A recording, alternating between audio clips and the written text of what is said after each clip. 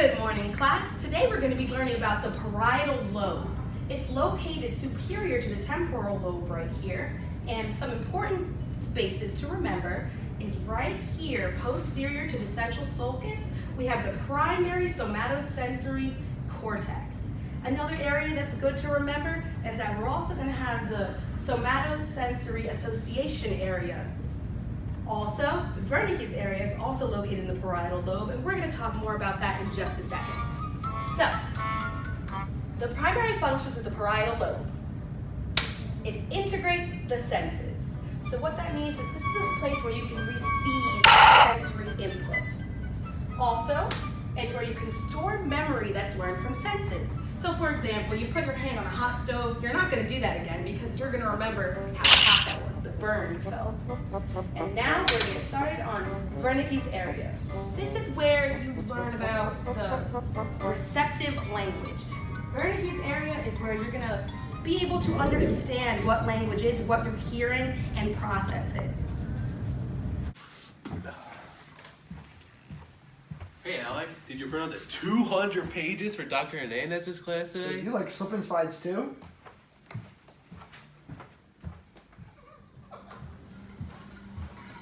Hey Alec, how was your day? I like pizza. Do you like pizza? How was your day? The grass is green and the sky is blue.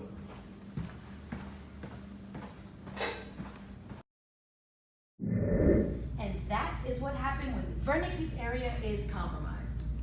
No! Alec, do you know what happened when Wernicke's area is compromised?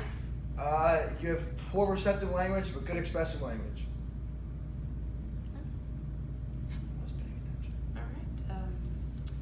Anyways, next we're going to be talking about the primary somatosensory cortex. The function of this is to perceive the senses. Like we said, it is located posterior to the central sulcus, right here in this blue area. So when it perceives senses, those senses include taste, touch, sight, hearing, and smell.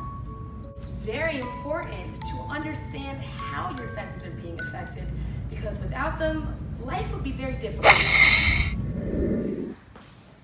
Hey Alec, here's your coffee. Thank you.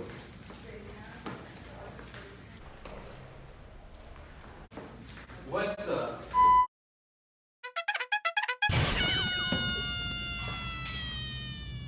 Good morning, Alec. Can we please resume class? Yes, I'm sorry.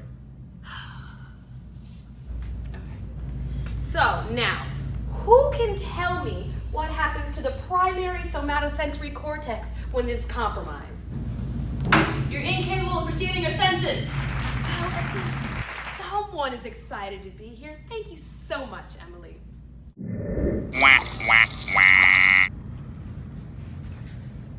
You know what? I'm not doing this. Mike, can you please tell us what happens when the somatosensory association area is compromised? The somatosensory association area processes your senses and stores learned memories from your senses. Hey Alec, here's your coffee. Thank you. What, you didn't learn the first time? No, I don't. What?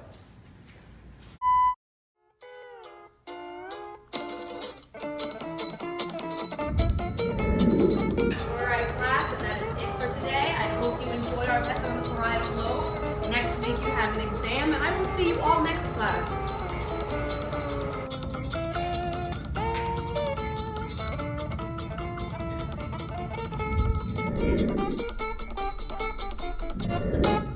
The somatosensory association area helps you process your senses and store them in your memory so you won't forget. Where'd everybody go? Will you cut that out?